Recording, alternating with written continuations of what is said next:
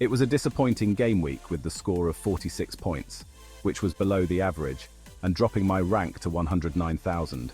If you're new here, make sure to hit that subscribe button for weekly team selection videos throughout the season. Also, don't forget to join my mini-league via the link in the description.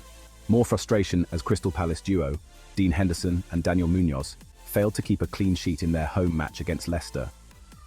Unfortunately, Liverpool's solid defence was also breached by a stunning strike from Callum Hudson-Odoi, though they limited Nottingham Forest to just 0.44 expected goals. To make things worse, Anthony Robinson's clean sheet was wiped out in the 95th minute by Danny Ings in Fulham's 1-1 draw against West Ham. Mo Salah had an underwhelming performance despite leading with 3 shots on par with Diogo Jota, but he couldn't generate anything out of it. Similarly, Ebere AJ missed a big chance in Crystal Palace's 2-2 draw with Leicester, while Morgan Rogers missed 2 big opportunities despite taking the second most shots, only behind Ollie Watkins, in the match against Everton. On a positive note, Emile Smith-Rowe delivered with an assist for Raul Jimenez's goal and created the most chances, 3, as well as taking 3 shots, only behind Adama Traore and Andreas Pereira. Up front as usual, it was captain Erling Haaland who delivered points with a brace against Brentford, taking a game-high 6 shots and even hitting the woodwork, denying him a 3rd hat-trick this season. Alexander Isak, however, was subbed off at half-time due to a minor injury. So let's move on to transfer plans for Game Week 5. This week I'm heavily considering using my wildcard chip, as several changes are needed across the team. If I don't play my wildcard, I may make 2 transfers. Daniel Munoz hasn't lived up to expectations from last season, so I'm looking at Nottingham Forest's Aina to replace him. Forest ranks 3rd for expected goals conceded, only behind Man City and Liverpool, while only Manchester City have conceded less big chances than Forest's 6.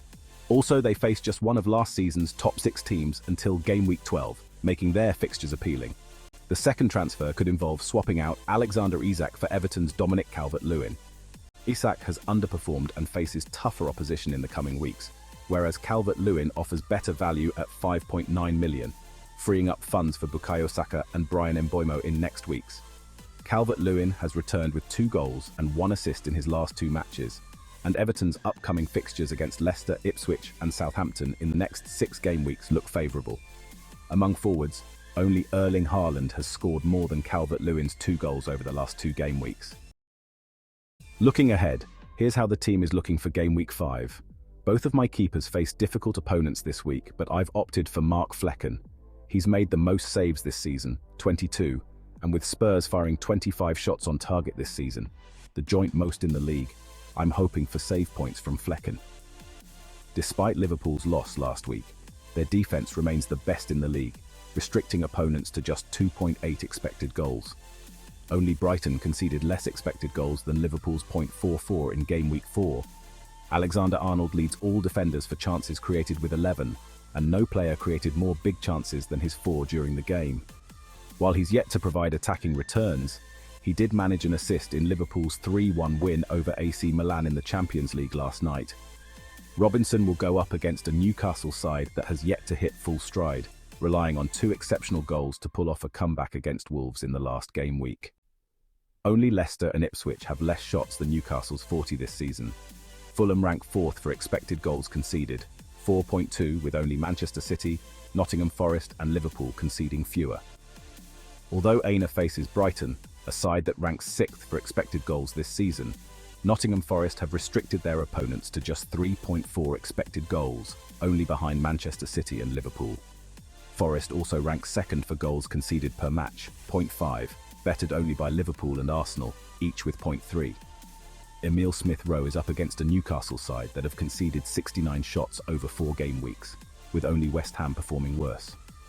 Among Fulham players, only Adama Traore has more expected goal involvements than Smith-Rowe's 1.62. Ebere AJ faces Manchester United at home this game week. EJ has taken 18 shots this season, only behind Erling Haaland and Antoine Semenyo, each with 20 shots. He ranks 1st for expected goal involvements, 2.13, among Palace players.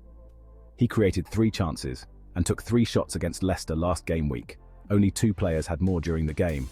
EJ scored and assisted in Palace's 2-1 win over QPR in the EFL Cup last night.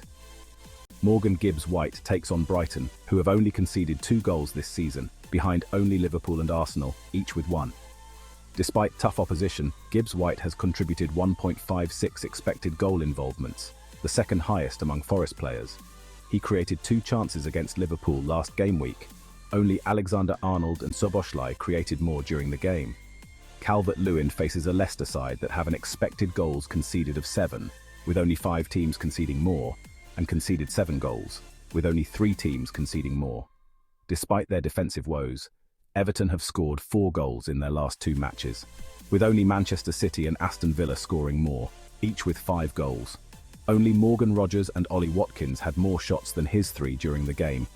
João Pedro was not included in the squad against Ipswich last game week, due to a small knock during the international break, and if he misses the next game week, I've got a good option on the bench in Morgan Rogers, who faces a Wolves team that have conceded the second most goals this season.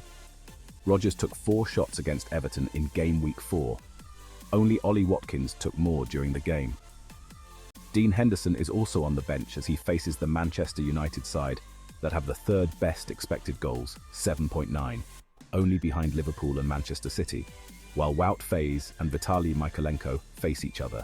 Erling Haaland has been in fantastic form, scoring in 4 consecutive matches. No player took more shots than Haaland's 6 and recorded more expected goals, 1.10 during the game. However, he faces an Arsenal side that have only conceded 1 goal, on level with Liverpool, and rank 3rd for expected goals conceded, with only 3 teams allowing fewer. Also, Arsenal are unbeaten in their last 11 away matches in the Premier League, conceding just 3 goals. Last season, Haaland failed to score in both games against Arsenal, so I'm shifting the captaincy to Mo Salah. Salah wasn't at his best against Nottingham Forest, but he still has 6 goal involvements, only behind Haaland. Only Dwight McNeil has created more big chances than Salah's 4, while he has 2.99 expected goal involvements, bettered only by Kevin De Bruyne and Erling Haaland. Mo Salah took the most shots, 5, against AC Milan in the Champions League, and he was unlucky not to get a goal, hitting the woodwork on 2 occasions. So I'm hopeful Liverpool will bounce back this week against Bournemouth with a strong performance. Drop your thoughts in the comments below, and don't forget to like and subscribe for more FPL content. Also, follow me on X and Instagram, where I will post my final team for Game Week 5 before the deadline.